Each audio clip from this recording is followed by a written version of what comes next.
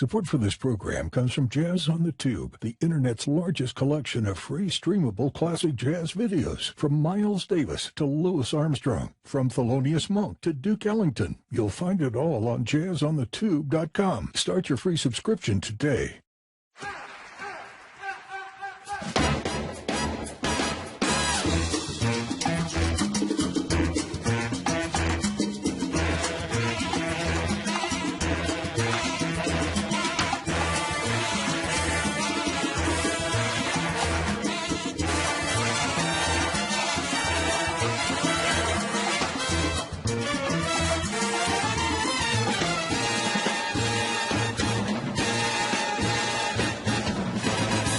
Hi, and welcome to Jazz Talk, a Jazz on the Tube podcast. My name is Ken McCarthy, and this is where we talk with people who are doing important work that supports and illuminates the music we love. The writers, the scholars, the educators, the filmmakers, the producers, and more. We know we have a lot of students who listen to Jazz on the Tube, a lot of teachers, and a lot of serious fans.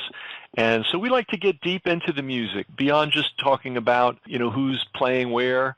Though that is very important information, but we like to get into the history, and we also like to get into the behind the scenes. And I think this is, of course, really important for students, and I think teachers will appreciate that we share it with students. And I think it's really helpful for serious fans to know the full scope of what goes into the making of a jazz musician and a jazz career. Some of us, when we're just getting started in the music, we just see the CDs and the records, and maybe we go out and hear some music, and we don't know where it comes from. We enjoy it, And I personally, I always say that I enjoy a meal even more when I know, where the ingredients came from and whose recipe it was, and all that kind of, really important background information. So today we're going to be talking with Mike Vaccaro. Welcome, Mike. Thank you. Nice to be here. Yeah, and Mike is would we call you I don't even know if this is a word, a woodwindist? A woodwind doubler. A woodwind doubler, which actually raises, maybe right off the bat, some advice for young musicians. Let's just jump right into that because, let's take advantage of having you. How important is it, in practical terms, to develop a music career on the woodwinds to be able to double and play multiple woodwinds? Well, in commercial music, it's mandatory. Jazz, not so much. Classical, not at all, hardly. But in commercial music, like movies and Broadway shows and, many occasions, it's just helpful. Like I used to do the Pixar movies, and I used to play first clarinet.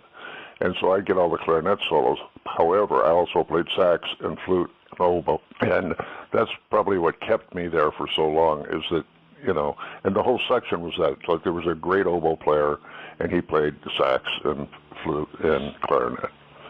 So we all had our specialties, and there was a low guy that played bassoon and baritone and, all that stuff.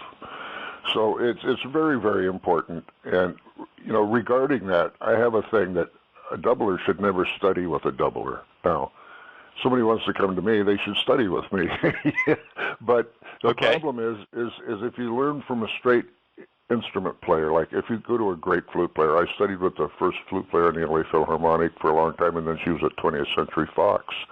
And she was my best teacher because she knew the literature. She asked me questions about music instead of giving me exercises, and it was really a good situation. What was her name? Luella Howard. Oh, great. Well, now I already see two questions I want to ask before we even get to the plan stuff, because it's so important. So obviously everybody listening to this call loves jazz. We have a lot of musicians that listen to the podcast and a lot of aspiring musicians. And I know that a lot of jazz cats actually make their bread and butter on commercial gigs. This may be something that the average fan doesn't realize. Jazz is the thing done out of love and hopefully compensated well. But if you're looking for a livelihood, the broader commercially adaptable you are, the more likely you're going to work. Can you comment on that a little bit? I mean, I know, for instance, Richard Davis, the great bass player, well, he was playing bass on all kinds of tracks for all kinds of musicians. So I wonder if you could comment on that. Yeah, I mean, some of my favorite jazz players are woodwind doublers.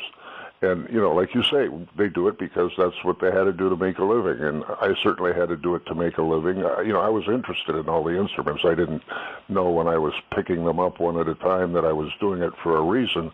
But the reason turned out to be very good. And I had a very nice career. I think if I had a jazz career, it would have been not so pristine.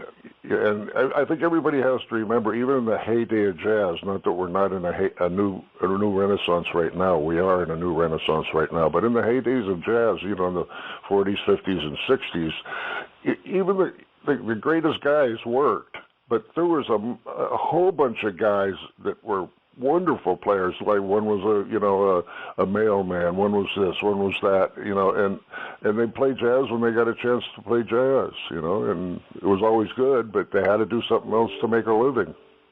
I know in New Orleans, where I had the opportunity to spend a lot of time and meet some of the older guys, and I'm talking about a fellow that was 102, that's what he told me. Basically, very often a jazz musician was a skilled tradesman, an expert in carpentry, or an expert in tin work, or an expert in something like that, and then the music was in addition to that core gig. Right. Well, even if you think of people like Duke Ellington, especially when this group was coming up, it wasn't like everything was 100% free expression. Right. They had a social function they had to fill for dancers. I started out with the Kenton Band, and we had a dance book, but Stan didn't like playing that kind of music, and so he was always fighting the stuff that he had to do, like to fill in Tuesday, Wednesday, and Thursday at a country club somewhere at an army base for dancing. It was kind of an insult to him, personally. Gotcha. And yet, that's how ultimately, even for Stan Kenton, at times in his career, that's how the bills got paid. Yeah, absolutely. Always, yeah. One of my favorite stories, and this really opened my eyes. I was talking to a scholar of the blues who's done. And I wish I had X-ray vision. I could see through my wall and see the name of his book. But longtime listeners would know who I'm talking about. And he wrote the ultimate biography of Robert Johnson. And we all assume that Robert Johnson is just Delta blues, nothing but the blues. Robert Johnson played everything and anything depending on the situation and what was required. And there's actually a documentation of him coming as far east as Newark, New Jersey, and playing at an Italian wedding and playing the tarantella? Is that that's the name of that kind of form? Yeah. Could you imagine Robert Johnson playing the tarantella at an Italian wedding in Newark? And yet it happened. I cannot. But that's a historical fact. So there's another thing that came up already that I want to address, because this is a really important issue. How do you pick a good teacher? You've already given a clue. For instance, you said don't study with a doubler. When you're studying flute, go with the person for whom the flute is everything, and get the best. What other qualities should a student look for when picking a teacher? Because this is a very important relationship. And I think the earlier in your career, maybe it's even the more important because you're in a formative phase. Well, it's funny you ask me that, because later today I'm doing a video on that same subject, and not only that. Where do you buy your first instrument? Do you rent it? Do you buy it? How do you know? So many music stores, a tuba player is selling you your saxophone. And what do they know about saxophone? They don't, but they're, they're merchants, so they have to, give you something, and so they believe the person at the instrument company, and they have no real knowledge of what works and what doesn't, or, once you have the saxophone, what about a mouthpiece and a reed and a ligature? Those things all make a difference, So you have the trouble of buying an instrument in the first place, so that's where it starts. And then you have the problem of picking a teacher. Well, I always say, and this is not how I did it. I did it with the corner store, and I actually started off with Johnny the Barber, and he taught lessons on the side. and he was not the right guy. But then I went with a guy named Stan Seckler, and he was able to get me through a lot of the basics and put up with my not practicing all the time and, doing all the things that kids do, when they're in 4th, 5th, 6th, 7th, 8th, 9th, 10th grade, before we get serious. And fortunately, in 10th grade, I knew what I was going to do for a living, so I got serious. But I always tell students, or somebody looking for a teacher, if you know how you want to play, pick somebody that plays that way. And if you don't know who, how to do that, go to the local civic light opera, go to the symphony. If there's a jazz band in town, go to the jazz band. But find somebody that plays professionally. If you want to be a professional. If you want to be a teacher, that's a different story. But if you want to be a professional, study with a professional. And a professional who actually has to get up on stage and deliver night after night, also in really varied situations, and maybe we'll talk about that too, is going to be in a better position to introduce you and prepare you for the reality of being a performing artist as opposed to an educator. And there's nothing wrong with being a music educator. That's a very important role. But that person may not be able to really, it's like, I guess I'm going to use I don't know if this is the right kind of analogy, but if you know you're going to go into combat, probably best to be trained by somebody that was in combat and not somebody that has read a book about combat. Exactly. Because, and tell me if maybe I'm overstating it, but especially on commercial gigs, everything's not necessarily smooth, easy, and straightforward. You may have, you might be with fellow musicians that you've never met before, musicians that are challenged. Sure.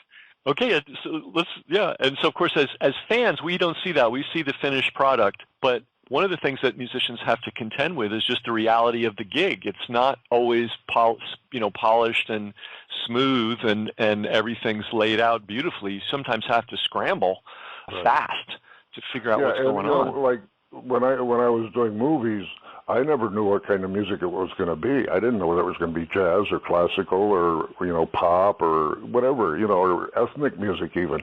So I always had like 4 or 5 mouthpieces for every instrument I took in there because different mouthpieces do different things. You can't play a rock and roll solo on a classical mouthpiece. You just can't do it. Gotcha. Interesting. So the equipment becomes really important in that. Everybody kind of gets the sound they want no matter what they're playing, but the idea of the mouthpiece is to make what you want to sound like in that situation easier for you. Okay. And there's a variety of mouthpieces depending on what you're going for. Yeah, there didn't used to be a lot of mouthpiece makers now, but now there's dozens of great mouthpiece makers. I just started making them about 10 years ago, so I'm a little bit behind the curve, but I'm pretty happy with the ones I make for myself, so that's what counts. I get the good ones, Gotcha. Maybe we'll talk about that too and talk about your work with the movies, but let's go back to the beginning. So I always love to know, what was the musical environment that a guest grew up in? What were the things that he was hearing as a kid? What caught his imagination and said, gee, maybe I can do this. I want to do this. What can you tell us about that? Where are you from originally? Well, I'm from Rivera, California, which was an orange grove with 3 rows of houses in it. And, now there's no orange groves left here in California, but we started out, we lived in orange groves. And I went to this little elementary school, and the teacher, the music teacher, was an angel, and he was a terrible jazz bass player. But he worked every weekend because you didn't have to be good in those days to play. Anybody that could really play well was working all the time. But he was good with the kids. He knew music pretty well, and he taught us. And I remember sitting out by his car one day, and I said, "Well, tell me about the music business. Give me an idea what to expect." He says, "Be good at more than one thing," which that's what I took to heart, and that's basically why I started. Not why I started playing other instruments, but one of the reasons that I understood what he said is that I played other instruments, besides I started on the clarinet. And it was a concert band world when I started. I mean, we didn't have jazz education then. I mean, that was out of the question. Mm-hmm. You know, we had a little jazz band in high school, but you know, nobody played jazz really except for one of the trumpet players that he and his brother were out gigging all the time. And so I grew up in a concert band world, and then I went to college, and it was still a very classical world, except for we started a jazz band at 5 o'clock when we wouldn't get caught, you know, in between the daytime and the nighttime classes. and then we won a jazz festival, and we kind of forced the school into starting a commercial music program. And so that's when it really started, you know, and that's when I got, you know, really interested in jazz. And, you know, from there it just grew. I mean, I played the Scaramouche for alto sax and orchestra by Darius Milhaud in my junior year in college, and 6 months later I was with the Kenton Band. So I kind of did whatever was put in front of me, and I kind of learned as I went along, you know. And, you know, I mean, there'd be a good jazz player, and I kind of, like, be close to them and find out what they were doing, and, you know, and, well, you know, how does that work, you know, because I was on a non-jazz chair, you know, and so I kind of learned then, and, you know, it took me a long time to be a really great jazz player. I don't want to say great. There's so many great players. A good, reasonable jazz player that you can listen to and enjoy. And so it was a really slow education for me because we never had formal education. Now the kids, they're learning harmony in 8th grade, you know, and I have kids getting out of high school and they can play 10 times faster than I could ever play, you know, but, you know, playing fast isn't it, but it's it for them, you know, because they've got chops and they want to show it. Yep. You know. Well, you mentioned learning as you go, and to me, that epitomizes the life of a musician. I mean, I guess some musicians stop learning, but if you're serious about the art and the profession, you're pretty much in a field where learning is taking place all the time. Is that a fair characterization? For me, it's a religion. You know, I'm retired now. I'm 74 years old. I still practice 2-3 hours a night, and I still do 2 CDs a year. And I'm not doing it for anybody but myself, and if I leave a little legacy, fine, you know. But I do it because it's you know, it's the truth for me. You know, music's the truth. You can't lie in music. You can't stand up there and play a wrong note and everybody goes, "Yeah, that's great, man," you know. But if you're a politician, you can say anything, right? Don't get me started on that. Yeah. But yeah, well, we can say this, and this may seem idealistic. Well, I'm not saying that musicians are saints, because they're human beings like anybody else. But if you want to look at a profession where the standard for excellence is sky high, you're not going to find many professions that really adhere to that standard to the degree that certainly jazz musicians do. It's a very noble field in that way. I want to tell you a sidebar story of kind of you triggered a memory. So I was talking with the widow of Dexter Gordon, and she's telling me the story where they were on a cruise, and it was just a cruise. He was not expected to do anything, but something came up, and this is later in life too. This is not when he was, you know, in his prime, playing every night. He hadn't played in a while, you know, publicly, and something came up where there was an invitation for him to play, and the cruise was fairly lengthy, and he spent 7 days sweating, getting himself together to really deliver. And you know, interesting, huh? Even Dexter Gordon had a standard that he wanted, a truth and a standard that he wanted to attain if he was going to play. You know, he wasn't going to play Happy Birthday or something. Right. He was going to bring it all. And so, like a gladiator, you know, he went into the gym and and did the musical equivalent of lifting weights and running laps, so that when he was on the stage, he would hit it. Right. We never think we're good enough, most of us, you know. I mean, there's some guys that know they're good enough. I mean, Stan Getz certainly knew he was good enough, you know, but most of us mortals don't think we're good enough. Interesting, right? So therefore, always keep practicing, you know. Always striving. Yeah. So you know what they call go ahead. No, please go ahead. You know what they call the last person in medical school, don't you? Doctor. A doctor, right. Exactly. Yeah. And this is not that kind of a field. You know, the last guy in music school is out of work. I guarantee you that. Unemployable. Yeah. Whereas there's a lot of degrees you can get where if you have one, you'll work somewhere. Absolutely. Not in the serious music world. Hey, may I ask the college? Which college was this where you went? Long Beach State, Cal State Long Beach. Long Beach State. So Rivera it was called Rivera where you grew up? Yeah, Rivera, which is near Long Beach where I live. And so Cal State Long Beach was the nearest four-year college. Well, I think L.A. State was probably closer. But, you know, we had a band back then that Stan Kenton put together. It was called the Collegiate Neophonic, and it was the best players from all over L.A. And that's how I originally got on the Kenton band, because Bill Fritz decided to retire and go teach somewhere. And that's how I got on the band. But, that was a great band. And so, you met a lot of great players, and it was very inspiring. And so Kenton's put that, was sort of like maybe a farm team of like top local young musicians? Is that why he put that together? Yeah, well, it wasn't really a farm team, but it was like he felt that he needed, I think that's how he got into the music education with the Kenton clinics and all that. And he just seemed to think that educating young people is important. Gotcha. So we got to play all that great neophonic literature. I mean, it was really good. And did he run the orchestra? He was there. It was a Saturday thing. He was there almost every Saturday. Wow. And so you were a college student getting exposure to that level of musicianship. Mm-hmm. Wow. And then when the gig opened up, he knew who you were because he'd seen you, obviously, and you were in the band. Right. That's another thing we were talking about the teachers in the old days.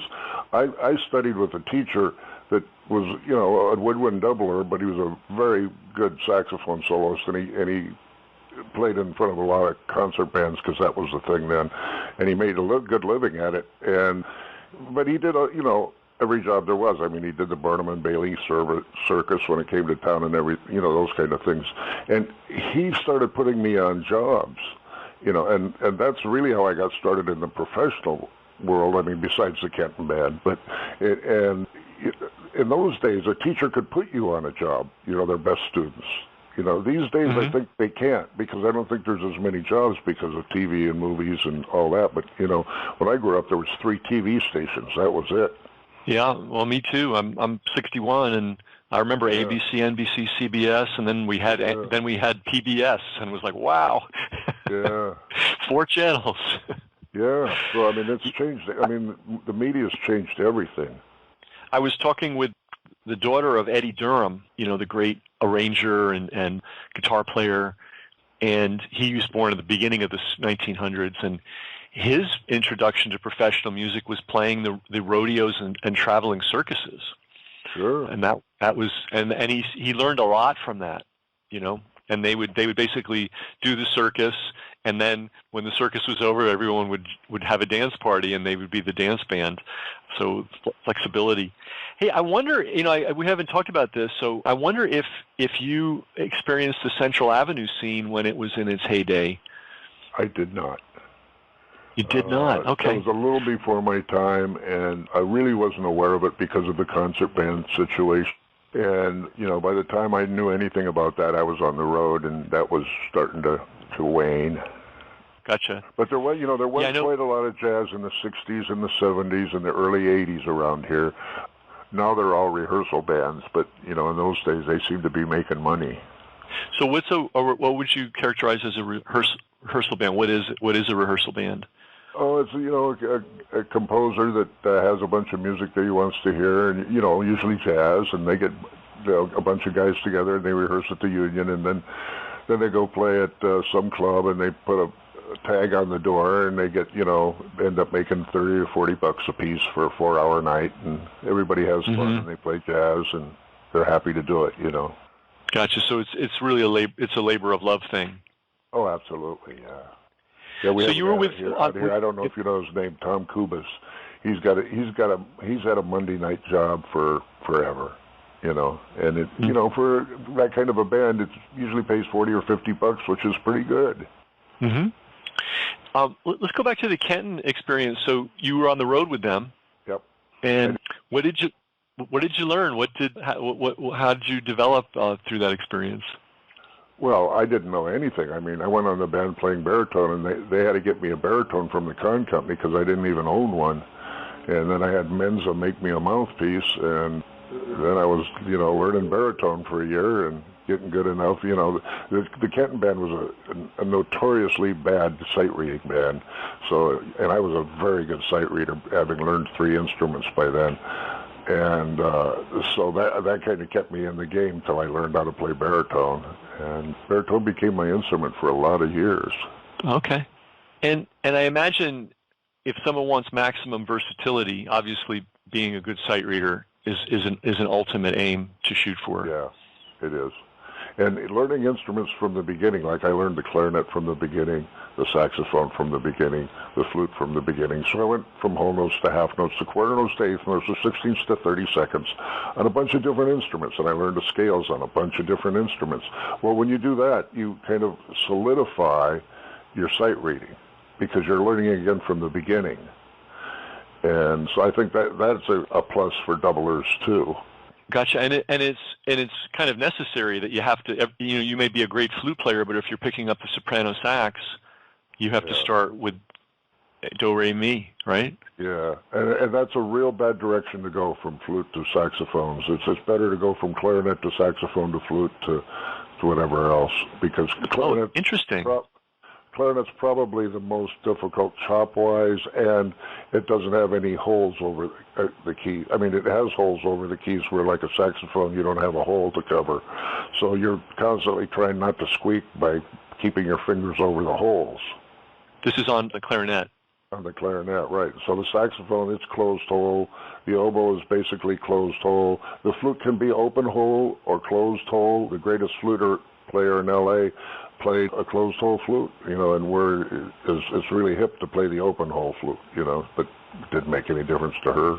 Gotcha. Yeah, I have a friend who she plays alto for sure, soprano, and clarinet, and she said the big challenge with clarinet, I mean, it's easy to figure out, ultimately, the fingering and everything.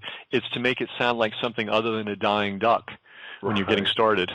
Well, yeah, that's really the important part is learning the essence of the instrument. I mean, everybody can learn to play the notes, but you got to learn the psychology of the instrument and how it wants to be played and how people are used to hearing it. And there's just so much of that involved besides just playing the notes. Well, that's interesting. The psychology of the instrument. So that involves knowing what expectations are in the audience for that instrument. And also knowing something about the nature of the instrument itself. Yeah, and having the personality to play the instrument. I had a student that came to me to play oboe, and he'd been playing trumpet. And I said, "Well, why did you quit trumpet and start oboe? That's crazy." He says, "I hate trumpet players." He just wasn't a trumpet player kind of a guy, because they're much more aggressive than oboe. Woodwind players. We're much more humble because we got more in our hands to do. Interesting. Okay. So there's a whole psychology. Every instrument has a psychology. Makes perfect sense. And I know drummers are a very particular breed. Bass players, now that I think about it, sure. And then sax players, and then certainly, yeah. You don't have many shrinking violet trumpet players.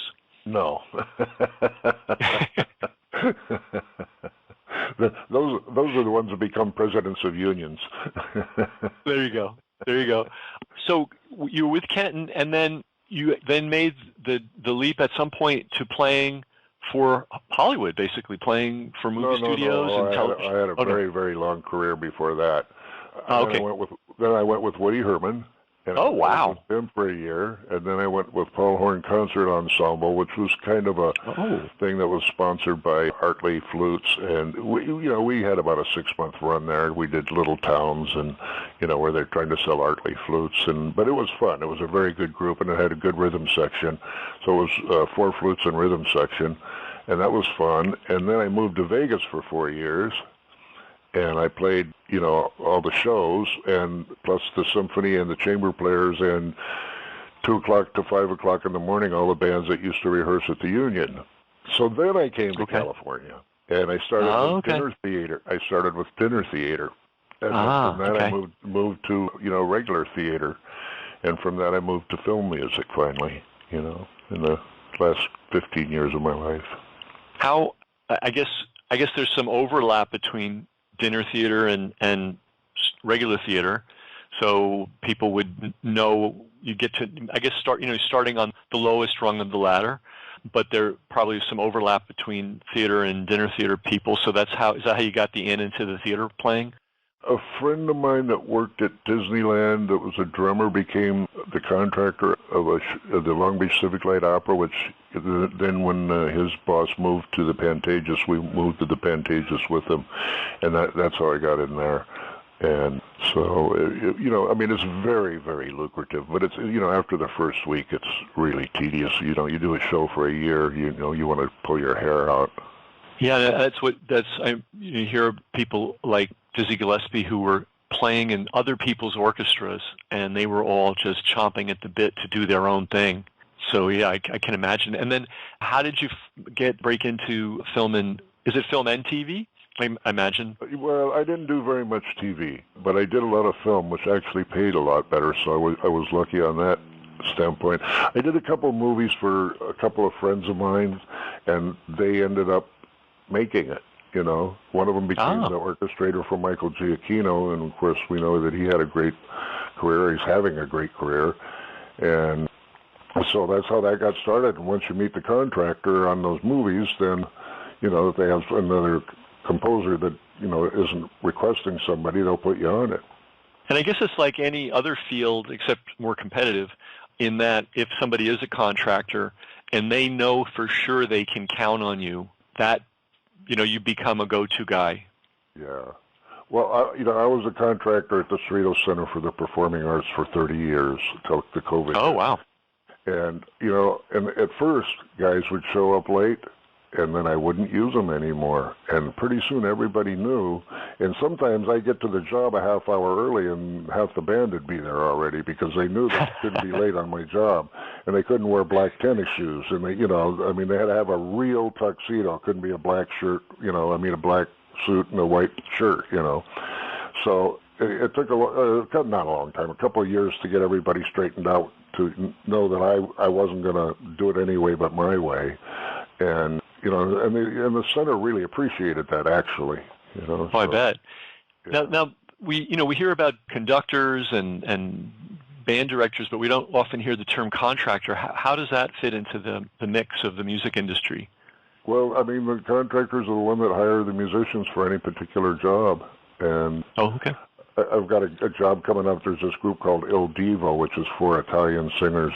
And they use a small local orchestra, so, they come to town, they don't know who to call, so they usually call the venue, and the venue, gives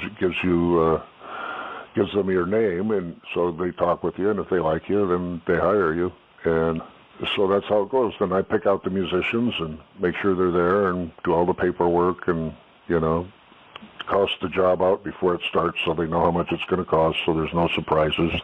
Yeah, it's largely it's two things. It's a business job in that you have to understand money and how to work with cities and performing arts centers and those kind. You have to be a business kind of person, which a lot of doublers are. And then the other part is to get a band between 12 and 80 people where everybody plays good, but likes each other. Because you get one guy that doesn't like the other 3 trumpet players, you got a problem. So that's really the secret. Sometimes you take a little bit lesser player to get the commitment to be normal, and it really helps. Gotcha. And that's true really for every business. What we're really, because I contract a whole bunch of different things in different fields, and what you're really hoping for is an agreeable, normal guy who's not going to give you hassles. And if somebody's a genius and they create a lot of problems, maybe you'll pass on the genius. Yeah, absolutely. If he's a genius and he doesn't do that, you'll hire him. But if he's a genius and he's causing trouble, nobody needs trouble. Especially these days, we need to get it done quick and right. Yep. So. Yep. Well, speaking of business issues, among other things, you've got a business course, a music business course, and I wonder if you could tell people about that, how it came to be, what's in it, who's it for, what people can expect to get out of it if they get the course. The whole point is now they're teaching jazz in school, but they've never taught business in school to musicians. So musicians don't have a clue about business. Are you going to be locally world famous, or are you going to be world famous? That's what it comes down to. And I took 10 years off music, and I had my own production company, so I dealt with music on a different level. And other things, because I wasn't doing just music. I was doing theme parties. I was the head of when Citibank became Citicorp Savings. I did that whole industrial show. So, I saw a lot from the business side. And then, as a contractor and as a business person, I've seen why people get jobs and why they don't. It's much easier for an agent to sell you than it is for you to sell yourself. Mm-hmm. You can say, "Oh, my name's Mike. I'm great," and the guy goes, "Yeah, sure." And the agent says, "Man, I got this new guy, Mike. Man, you got to hear him." The guy says, "Oh, let's give him a try." So business becomes really important. How you dress, how you act towards people. I mean, business is a 24-hour-a-day job. Mm-hmm. Of course, that, because you're in business, and you have to be a good guy all the time. And it's not about social media, because sales is different than promotion. There's promotion and then there's sales. It's different stuff.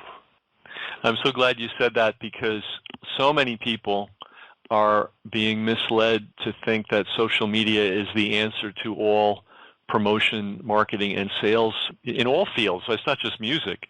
And I'll tell you, as a veteran marketer of, I don't know, it's over 40 years now, I can tell you it's a tool, but it's not the whole game. There's many other pieces. You have to have. It's like a business card. That's all it is, really, is a business card. And it's a fancy business card.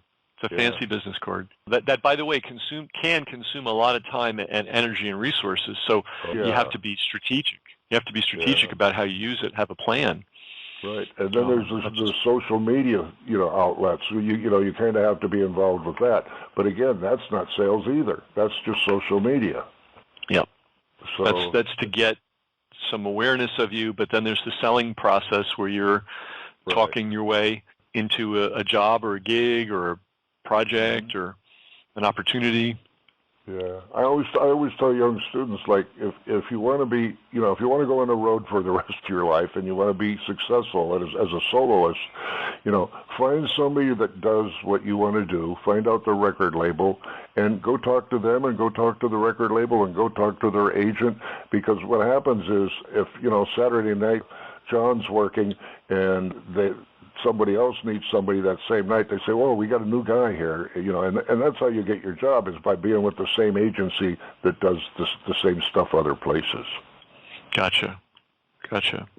You mentioned the difference between being locally famous and world famous, or I guess regionally famous, the same as local.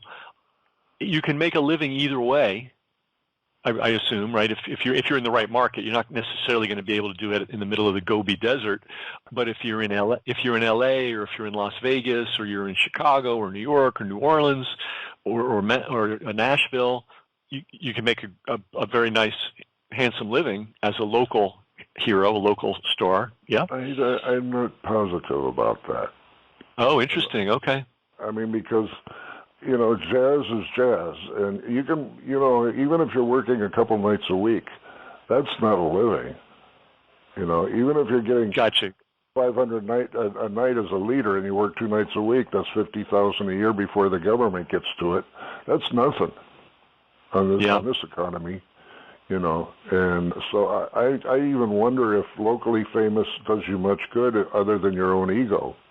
Well, let's say you're a commercial musician, though. Let's use the commercial musician example, where and we'll cover jazz too, because we want to do that. Commercial musician, clearly, and if you're a hot musician in LA as a session person or a movie person, you'll make a living. Yeah, I hope. Yeah, you make a minimum of $250,000 a year plus your special payments. Oh, how do you like that? But I don't know. It's all going to change now, so we don't know what's going to happen after COVID.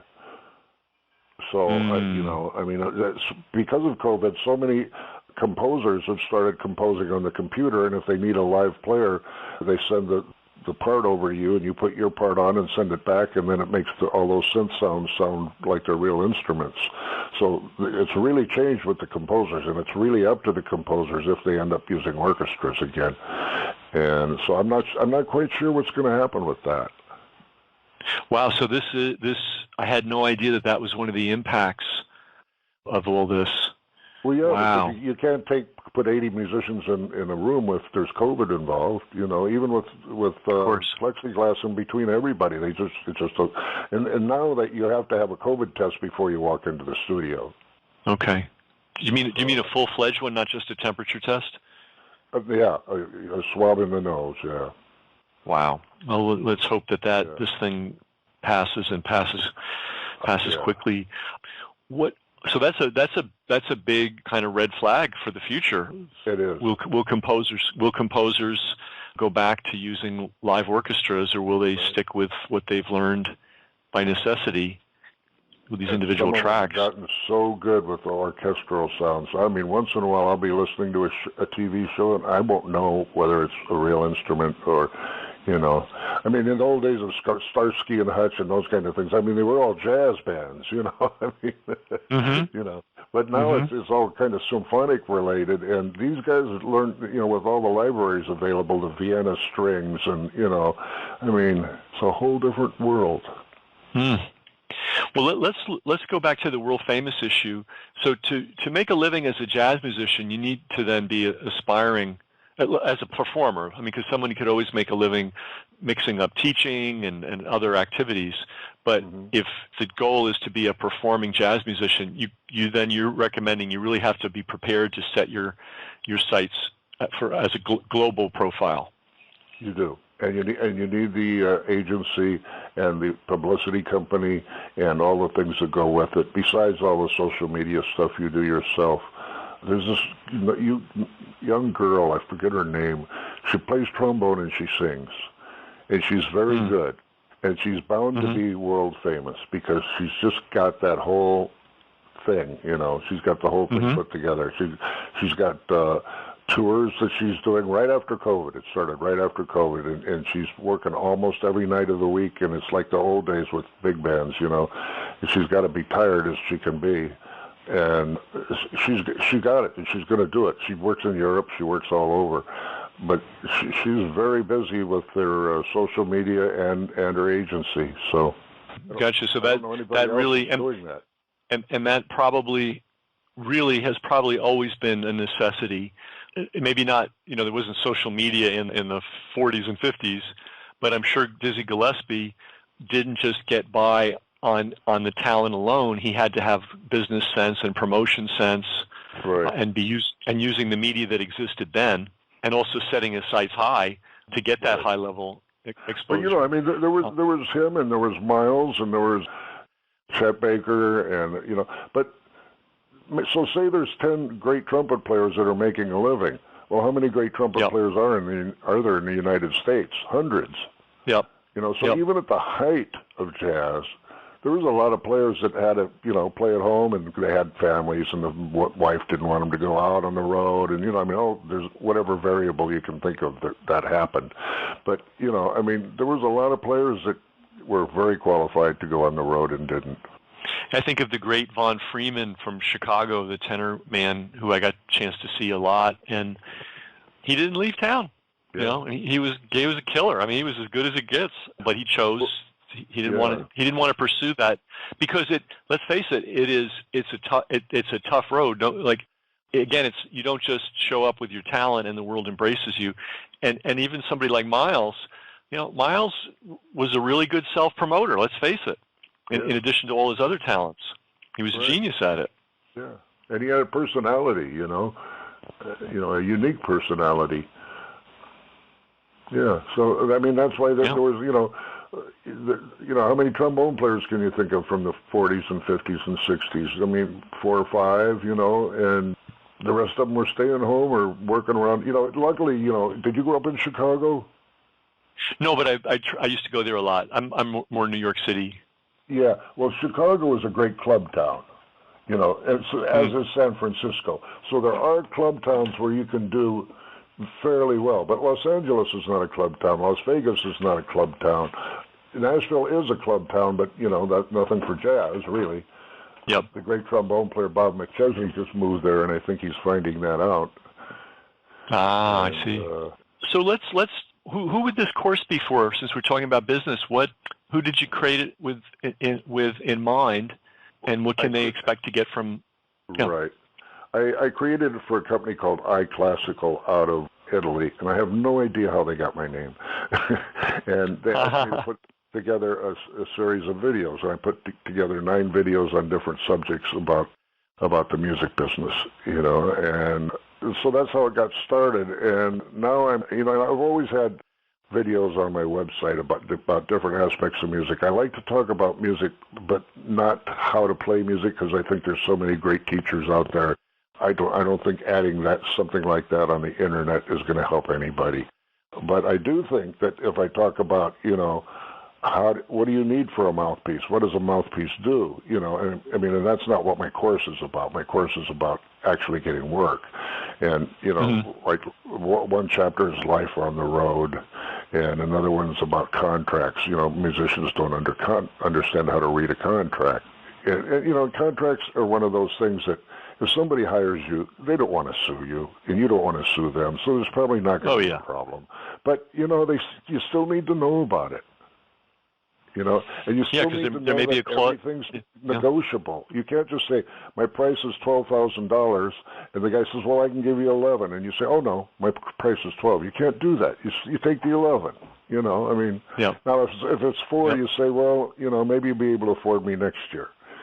But you have to be able to negotiate. I represented a symphony pops conductor. I met him. He was Ray Charles' conductor, very good piano player, very good writer.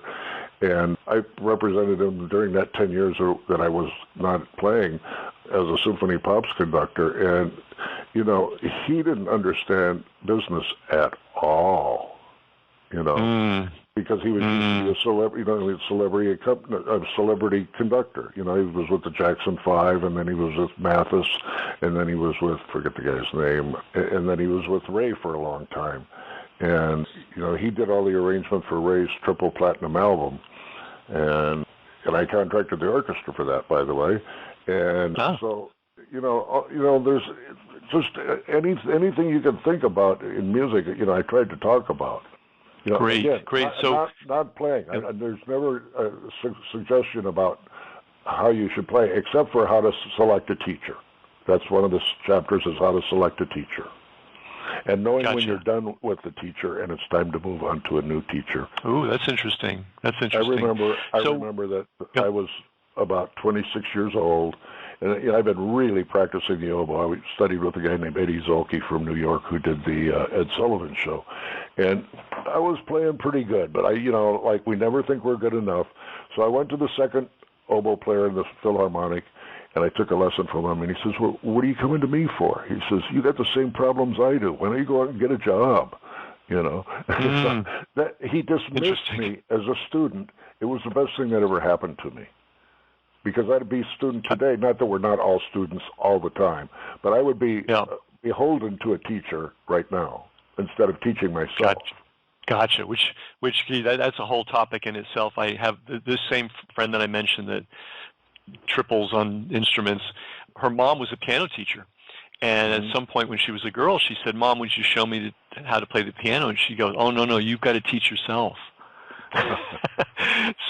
Interesting perspective from a professional piano teacher who gave lessons for a living, but she knew that if you're really going to learn how to play, you best become the student of the instrument. Well, this is great. So we're going to put all the links to the class and to your CDs on this page, but we're going to go out on a tune, and the one that we're going to go out on is Bésame Mucho. So can you talk to us about this track, what we should be listening for, who's on it, why do you love this one so much? Well, the melody starts with the bass, if that tells you anything. Kevin Axe, wonderful bass player, and the group is really, really good. And, you know, like we discussed before we went on air, I don't believe in, you know, playing the head and then me playing as fast as I can play for a long time. I like the music to be homogeneous. So I like everybody to play, and we make it a piece of music instead of just a jazz piece. But although everybody plays jazz on it, it's not an in-your-face kind of, you know, it's more of the Stan Getz school, which I belong to, and the what's the alto player, Paul Desmond. You know, that's the way I like to play. That's who I listened to when I was a kid. That's, you know, I believe that the jazz has to include the melody somehow. Gotcha. You know, not that you have to play the melody, but you have to be able to hear the melody in it. Not like, well, where is he in the tune? You know, I mean. So. No, that goes back to Lester Young. He was vehement that you need to know the tune, you need to know the words, and you need to tell the story. Yes, you need to know the words. Jay DeVersa taught me that on the Kenton Band. I said, what are you learning the words for? He says, you can't play a tune if you don't know the words. How do you like that? How do you like that? Anything else to say about this tune before we cue it up? That it's, you know, a homogeneous piece of music where everybody gets to play, and I'm happy with my solo. Everybody else was happy with their solo, and by the way, all the tunes on the CD were first or second takes. Oh, wow. Okay. So, you know, and we didn't rehearse, but, you know, they were tunes that everybody knew, and we just discussed on what set of changes we were going to use, because there's so many sets of changes you can use for any tune. And then we just, you know, ramped it up, and if the first one wasn't right, we played it again, or if the first one was right and we thought we could play a better solo, we'd do it again. But everything's first or second take on this, so as on all my albums. And the other thing I'm very proud of on all my albums is there's one or two original tunes that nobody's ever heard of, classical and jazz. Nice. And, nice. And do you want to mention any other players? You mentioned the bass player. Oh, yeah, Kevin Axe on bass, Jerry Schrader on piano, Michael Higgins on guitar, myself, of course, on tenor on this piece. Was there anything else? I think Chris Stevens is playing vibes. Gotcha. Gotcha. That's the band. Yeah. Okay, great. So we've been talking to Mike Vaccaro and about the realities of the music business, the good, the bad, and the challenging. And we talked about his course. We talked about the path he followed to get where he got. And now we're going to hear Bésame Mucho. Mike, thanks so much for the time today. I appreciate your time, likewise. We hope you enjoyed the podcast. If you did, please share it. That's how we grow. And remember to subscribe to JazzOnTheTube.com, the Internet's largest collection of free, streamable, classic jazz videos.